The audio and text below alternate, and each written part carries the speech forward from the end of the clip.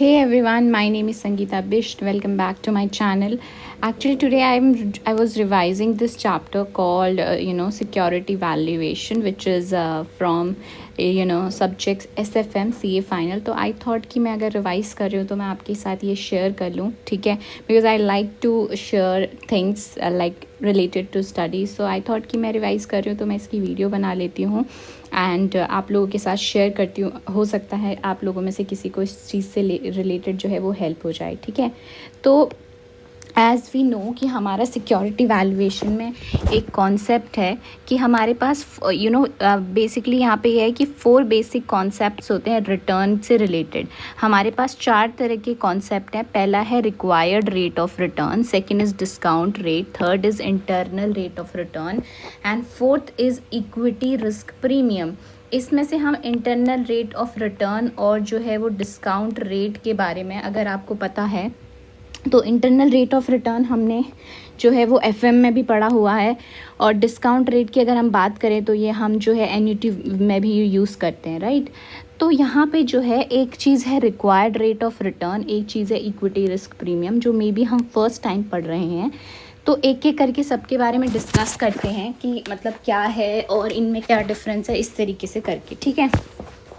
Okay, सो सबसे पहले जो है यहाँ पे आता है हमारा जो कॉन्सेप्ट है उसका नाम है रिक्वायर्ड रेट ऑफ रिटर्न. कि रिक्वायर्ड रेट ऑफ रिटर्न क्या होता है. तो मैंने यहाँ पे ना कुछ पॉइंट्स हाईलाइट करे हैं जिससे हमें पता चलेगा कि रिक्वायर्ड रेट ऑफ रिटर्न क्या होता है. देखो, रिक्वायर्ड रेट ऑफ रिटर्न को मैंने याद करने का तरीका क्या करा है कि कम से कम मेरे को जितना रिटर्न चाहिए ना, कम से कम उसको मैं रिक्वायर्ड रेट ऑफ रिटर्न बोलती हूँ. तो मैंने बोला कि जो रिक्वायर्ड रेट ऑफ रिटर्न है वो मिनिमम रेट है. जैसे सपोज करो अगर रिक्वायर्ड रेट ऑफ रिटर्न के बारे में हमें थ्योरी क्वेश्चन आता है तो हम उसमें ये जो मैंने वर्ड्स लिखे हैं ना हम वो यूज़ कर सकते हैं. तो रिक्वायर्ड रेट ऑफ रिटर्न एक तो होता है हमारा मिनिमम रेट, ठीक है. और मिनिमम रेट जो इन्वेस्टर जो है वो एक्सपेक्ट करता है कि उसको मिलेगा ही मिलेगा, कम से कम इतना मुझे मिलना चाहिए ही चाहिए, जो इन्वेस्टर एक्सपेक्ट करता है उसको हम रिक्वायर्ड रेट बोलते हैं, ठीक है. जो भी हमने इन्वेस्टमेंट करी है एसेट में स्पेसिफाइड पीरियड ऑफ टाइम के लिए, ठीक है. और एक तरीके से ये परसेप्शन ऑफ इन्वेस्टर होती है, परसेप्शन होती है इन्वेस्टर की मैं कम से कम ना मेरे को इतना रेट तो चाहिए ही चाहिए. तो ये 5 पॉइंट हो गए. अगर मैं बात करूँ एक्सपेक्टेड एल्फा क्या होता है कि एक्सपेक्टेड रिटर्न और रिक्वायर्ड रिटर्न. अब देखो यहाँ पे अगर आप देखोगे ना तो एक्सपेक्टेड और रिक्वायर्ड में फ़र्क क्या होता है. देखो, रिक्वायर्ड की अगर मैं बात करूं तो रिक्वायर्ड जो है वो मुझे कम से कम चाहिए होता है, कम से कम मेरे को उतना चाहिए होता है, ठीक है. लेकिन एक्सपेक्टेड जो होता है ना, एक्सपेक्टेड रिटर्न, रिक्वायर्ड तो जैसे मैं बोल रही हूँ कि मेरे को कम से कम, आपको ऐसे साउंड होएगा कि रिक्वायर्ड और एक्सपेक्टेड सेम है. नहीं, रिक्वायर्ड और एक्सपेक्टेड सेम नहीं होता है. रिक्वायर्ड तो मेरे को कम से कम इतना चाहिए, लेकिन एक्सपेक्टेड जो होता है ना वो कुछ फैक्टर्स पे जो है वो डिपेंडेंट होता है कि पास्ट के जो कुछ फैक्टर्स हैं उनके बेसिस पे ये होता है कि इसकी रिटर्न कम से कम इतनी आएगी. तो एक्सपेक्टेड जो होता है वो परफॉर्मेंस के बेस में, लास्ट कुछ सालों की परफॉर्मेंस के बेसिस पे जो एक्सपेक्टेशन होती है वो होती है. और रिक्वायर्ड होता है कि मुझे कम से कम कितना चाहिए होता है, ठीक है.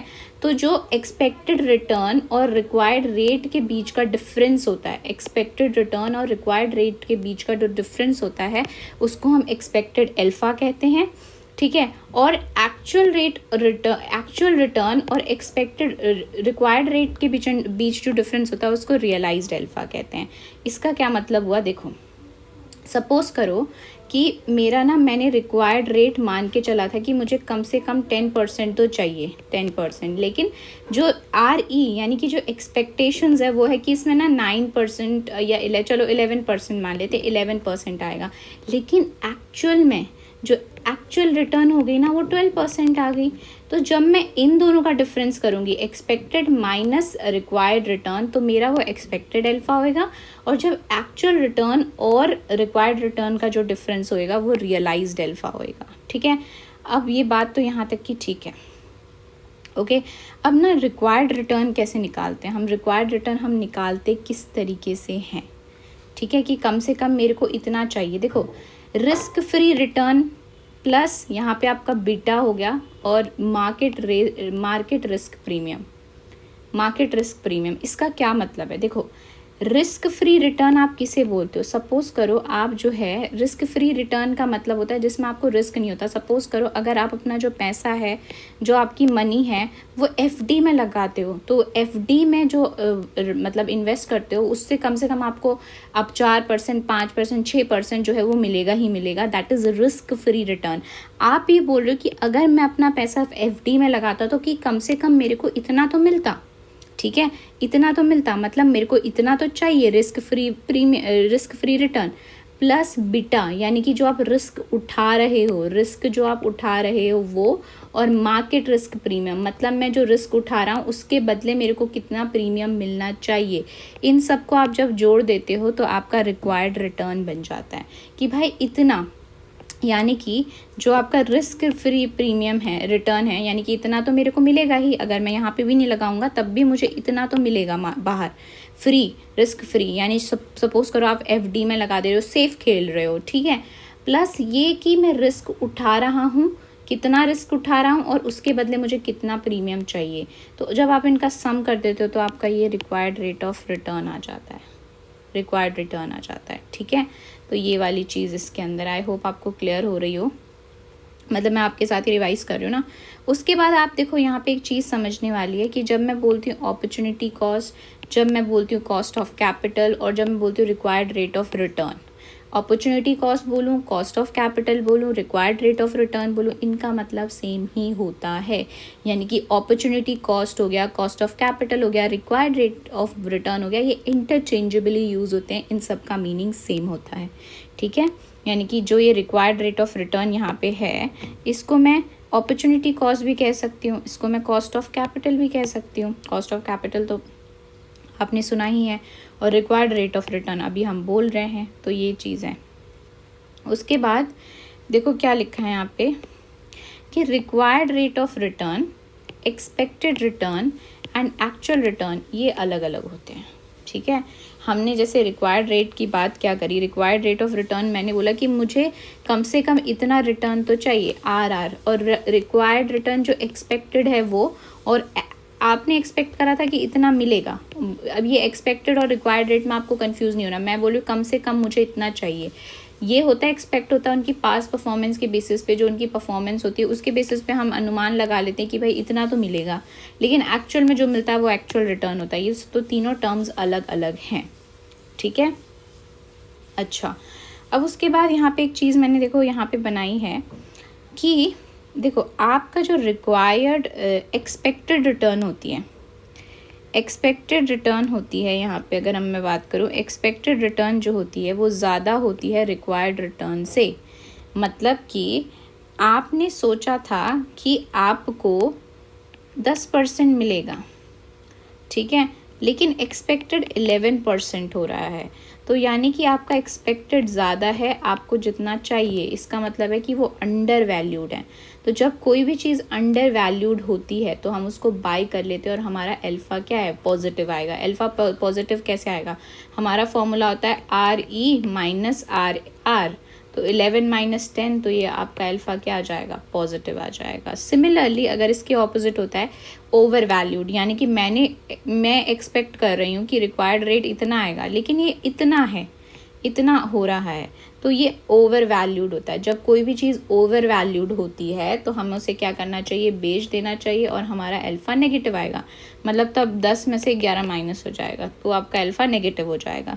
लेकिन आपकी जो एक्सपेक्टेड और रिक्वायर्ड है वो दोनों बराबर हैं, तो इसका मतलब आपकी वैल्यू करेक्टली वैल्यूड है, तो आप होल्ड करो। मतलब बाय और सेल हम तभी करते हैं जब अंडर वैल्यूड या ओवर वैल्यूड होती है। जब करेक्टली वैल्यूड होती है तो हम उस चीज़ को होल्ड करके रखते हैं और हमारा अल्फ़ा क्या आएगा, 0 आएगा, ठीक है। अच्छा, तो वही चीज़ मैंने यहाँ पे भी बोल दी जो हमने लिखा है कि रिक्वायर्ड रेट ऑफ रिटर्न को मैं कॉस्ट ऑफ कैपिटल भी बोलती हूँ, अपॉर्चुनिटी कॉस्ट भी बोलती हूँ, और कॉस्ट ऑफ, ठीक है, CAPM भी बोलते हैं, CAPM भी हम बोलते हैं इसको। अब CAPM का फॉर्मूला भी तो वही हो जाएगा जो मैंने रिक्वायर्ड रेट का बताया था कि रिस्क फ्री इतना, बेटा मैं इतना रिस्क उठा रही हूँ तो मेरे को भाई मार्केट में आने के लिए इतना प्रीमियम तो कम से कम चाहिए ही चाहिए। अब मैं ये जो CAPM है, cost of asset pricing model, तो आपका RR cost of capital KE, ठीक है। Opportunity cost, cost of equity हो गया, रिक्वायर्ड रेट, रिक्वायर्ड रिटर्न हो गया, सबको मैं इससे डिनोट कर सकती हूँ। और रिस्क फ्री रिटर्न को मैं RF से डिनोट कर रही हूँ, बीटा यानी कि बीटा। और मैनेजमेंट रिस्क प्रीमियम यानी कि मार्केट में से इतना रिस्क फ्री मैं माइनस करूँगी तो मुझे इतना चाहिए ही चाहिए, तो उसको बीटा से मल्टीप्लाई कर देंगे। यहाँ पे आपका देखो लिखा भी हुआ है कि RF का मतलब होता है risk free rate of return, B मतलब बेटा, बेटा यानी कि रिस्क का जो फैक्टर है, और RM मतलब एक्सपेक्टेड रिटर्न ऑफ मार्केट, ठीक है। और आपका यहाँ पे मार्केट रिस्क प्रीमियम हो जाएगा आपका equity risk premium. Market risk premium को हम इक्विटी रिस्क प्रीमियम भी बोलते हैं। Okay, so this is our first concept of what we call it, इसको हम बोलते हैं रिक्वायर्ड रेट ऑफ रिटर्न। अगर मैं इन शॉर्ट में बोलूँ तो रिक्वायर्ड रेट ऑफ रिटर्न को मैं बोलती हूँ कि कम से कम मिनिमम मुझे इतना मिलना ही चाहिए, उसको मैं रिक्वायर्ड रेट ऑफ रिटर्न बोलती हूँ, ठीक है। कि मैं इतना तो एक्सपेक्ट करती हूँ कि भाई मेरे को इतना मिलेगा। सपोज करो अगर मैं FD में इन्वेस्ट कर देती तो मुझे उतना मिलता, प्लस मैं इस ऑप्शन में आ रही हूँ तो मैं रिस्क उठा रही हूँ, तो मुझे उस रिस्क का भी तो प्रीमियम चाहिए। उन दोनों को मिला के जो होता है वो रिक्वायर्ड रेट ऑफ रिटर्न बन जाता है, ठीक है। ओके, नाउ आपका यहाँ पे एक सेकंड कॉन्सेप्ट आता है डिस्काउंट रेट। डिस्काउंट रेट में ऐसा कुछ खास है नहीं, हम पढ़ चुके हैं इसको वैसे भी ऑलरेडी, कि डिस्काउंट रेट आपका क्या होता है। डिस्काउंट रेट होता है basically rate at which present value of future cash flow is determined, है ना। Present value of future cash flow जो हम डिटरमाइन करते हैं, जो हमने FM में भी पढ़ा था, ठीक है, वही चीज़ है। And depends on the risk free rate and risk premium, मतलब रिस्क फ्री रेट और रिस्क प्रीमियम पे डिपेंड करता है, यानी कि इस पे डिपेंड करता है, ठीक है, इस पे। ओके, तो ये वाली चीज़ यहाँ पे हो गई। उसके बाद हमारा आ जाता है सेकेंड की इंटरनल रेट ऑफ रिटर्न क्या है। इंटरनल रेट ऑफ रिटर्न आपको पता है कि इंटरनल रेट ऑफ रिटर्न आपके एक्चुअल रिटर्न को बताता है, यानी कि यील्ड ऑन प्रोजेक्ट, जो आपने प्रोजेक्ट कर रहे हो उस पर आपको कितनी रिटर्न मिलेगी, वो होता है आपका इंटरनल रेट ऑफ रिटर्न होता है, ठीक है। इंटरनल रेट ऑफ रिटर्न होता है, इंटरनल रेट ऑफ रिटर्न होता है।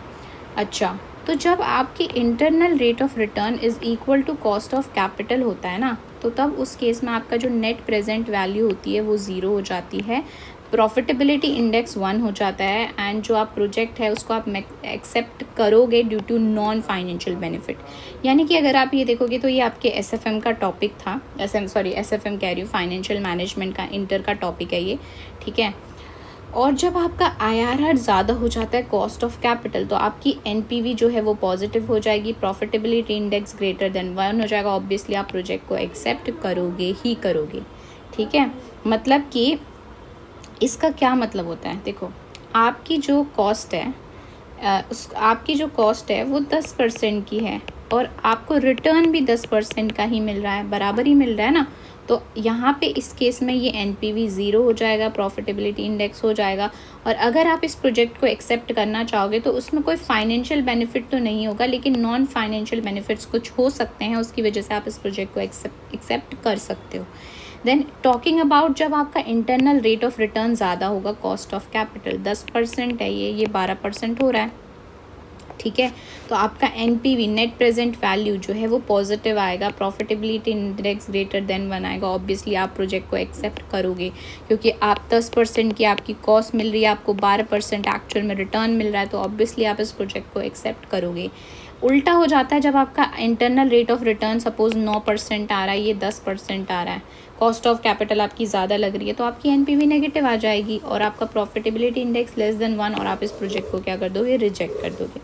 अगर मैं NPV की बात करूँ, नेट प्रेजेंट वैल्यू हमारा कैसे निकलता है, present value of inflow minus present value of outflow. कहने का मतलब है कि आपने जो है आउटफ्लो जो हुआ ना, आउटफ्लो आपने 20 लाख रुपए का आउटफ्लो हुआ, मतलब आपने 20 लाख रुपए लगाए और आपको जो है वो फर्स्ट ईयर में 1 लाख मिलेगा, सेकेंड ईयर में आपको